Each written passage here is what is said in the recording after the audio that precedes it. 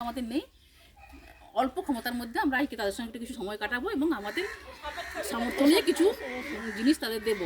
এটা আনন্দ করার জন্য। আর এটা প্রচারের মূল উদ্দেশ্য আমরা আজকে চারজন থেকে 8 থেকে 80 হতে পারি পরের বছর।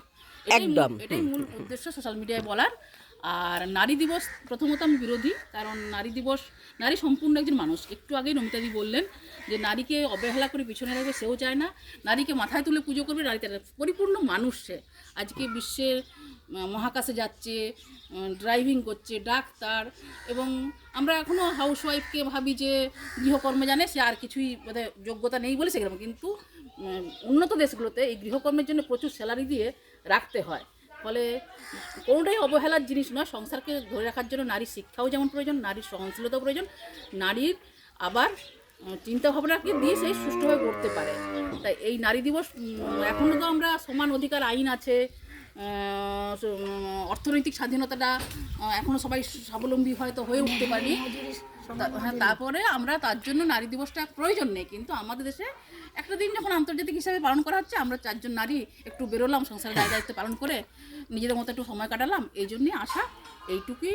সবাই আবার আগিয়ে আসুন, হাত ধরুন, যেন নারী দিবস পালন করতে না হয়, পরিপূর্ণ মানুষ হিসাবে যেন আমরা কিনা আত্মপ্রকাশ করতে পারি। Thank you.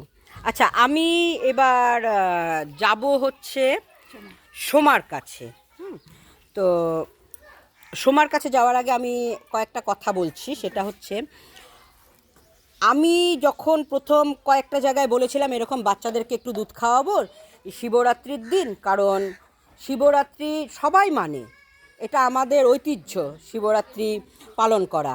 কিন্তু সেদিন যদি আমরা শিব ঠাকুরের মাথায় জল দুধ ঢালার সাথে সাথে কিছু বাচ্চাকে একটু, হয়তো প্রত্যেক দিন আমাদের সামর্থ্য নেই, কিন্তু প্রত্যেক দিন যদি আমরা কয়েকজন ভাগ করে করে কিছু বাচ্চার দায়িত্ব নিয়ে দুধ বিস্কিট দেই, তাতে কিন্তু আমাদের কারোর কোনো ক্ষতি হবে না, কিছুই হবে না। কিন্তু বাচ্চাগুলো কিছুটা আনন্দ পাবে এবং খাবার পাবে, পুষ্টি পাবে।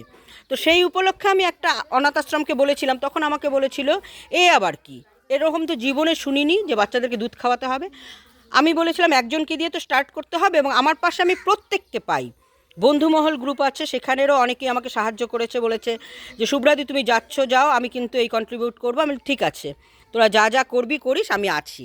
এবং এইখানে যেমন এই যে রমিতাদি, সোনালি, ওরা সব আসলে। এবার আমি আসছি সোমার কাছে। সোমা, আজকের দিনটা সম্পর্কে একটু কিছু বলো। আমার নাম সোমা দত্ত। আমি এই যে এক্ষুনি দিদিরা বললেন, আমি একই মত, দুজনেই একই মত, আমারও একমত। মহিলা বলতে যেটা মহিলা দিবস চলছে, নারী দিবস, নারী বলতে নারীদের সম্মানটাই আসল।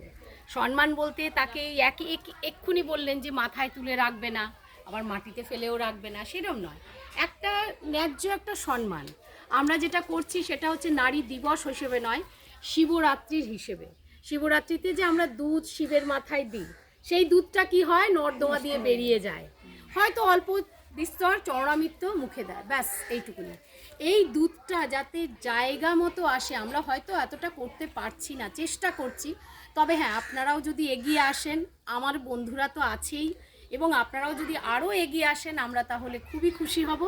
নেক্সট ইয়ারে চাই সবাই মিলে একত্রিত হয়ে, অনেকে মিলে বিভিন্ন জায়গায় গিয়ে এইভাবে যদি আনন্দ করে বাচ্চাদের আনন্দ দিতে পারি, কিছুটা বিভিন্ন একটা জায়গায় যদি সব বাচ্চাদেরকে নিয়ে আসার ব্যবস্থা করতে পারি, সেইভাবে যদি করতে পারি, তাহলে কি আপনারাও খুশি হবেন, এবং বাচ্চারা যারা আসবে তারাও খুশি। শুধু দুধ নয়, তাদের যদি পাঠ্যের জন্য যদি কিছু সাহায্য করতে পারি, পড়াশুনো বলুন, বস্ত্র বলুন, বিভিন্নভাবে।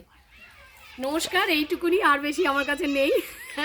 ওকে, আমি এবার চলে যাচ্ছি মৌসুমীর কাছে।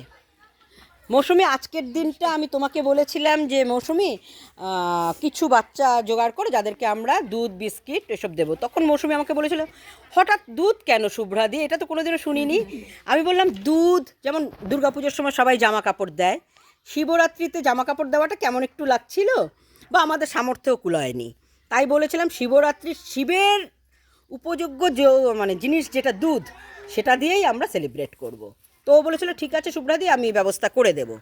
তো আমি বলেছিলাম যে আমরা দুধ নিয়ে যেতে পারবো না, কারণ নিয়ে গিয়ে জাল দেওয়া। ও বলেছিল আমি যেখানে দেব ওরা জাল দিয়ে ওরা রেডি করে রাখবে সব কিছু, তুমি এসো। তো এবার মৌসুমীর মুখ থেকে শুনবো যে ওর কেমন লেগেছিল এই প্রস্তাব এবং কিভাবে ওটাকে গ্রহণ করেছে। আমার তো ভীষণই মানে খুশি হয়েছি আমি। এই কনসেপ্টটা আমার আগে অনেক দিন থেকে মাথায় এসেছিল যে আমার মনে হয় এরভাবে শিবের মাথায় দুধ না ঢেলে বাচ্চাদের শুধু অনেক পথ শিশু অনেক আছে, দুস্থ বাচ্চা অনেক আছে, এক একটা বাচ্চা এমনও আছে যারা খেতে পায় না ঠিক মতন। আমরা যদি এই শিবের মাথায় না ঢেলে যদি সেই বাচ্চাদের মুখে এক গ্লাস করে দুধও তুলে দিতে পারি, অনেক সেটাই। তৃপ্তি, মনের শান্তি আসবে। কিন্তু আপনি ধর্মীয় ব্যাপারে যেহেতু বললাম শিবের মাথায় না ঢেলে, তার জন্য কিন্তু রাগ করবেন না, মানে কোনো যতটুকু সামর্থ্য কিছুটা শিবের মাথায় দিন, কিছুটা বাচ্চাদের দিন। হ্যাঁ আমার মনে হয় সেটা খুব ভালো হয়। হ্যাঁ, আমাদের। বাচ্চাদেরকে যদি আমরা শিব জ্ঞানে পুজো করি সেটাই তাই, সেটাই তো অনেক। হ্যাঁ, ওটাই যেমন আমাদের তো স্বামীজি শিখিয়েই গিয়েছিলেন। জীবপ্রেম করে যেই জন সেই জন সে নিচে ঈশ্বর। তাহলে আসুন না সবাই মিলে সেটাই। শিবের মাথাও ঢালুন, কিছু বাচ্চাদেরকেও দিন। একদম মুখে দিন, হ্যাঁ তারাও খাক। একদম, থ্যাংক ইউ। এবার আমাদের মানে মূল যে অনুষ্ঠান, সেই অনুষ্ঠানে আমি চলে যাচ্ছি। আমার লাইভটা বন্ধ করছি, কারণ লাইভ করতে থাকলে অনুষ্ঠানটাতে ডিস্টার্ব হবে। ওকে, রাখছি, থ্যাংক ইউ। আরেকটা ব্যাপার আছে নারী দিবসের ব্যাপারে, আমি একটু বলে নিয়েছি। হ্যাঁ। নিজেরা দাও তাহলে একটু ভিডিও করে নিই। নারীরা যে কাজ করে বিভিন্ন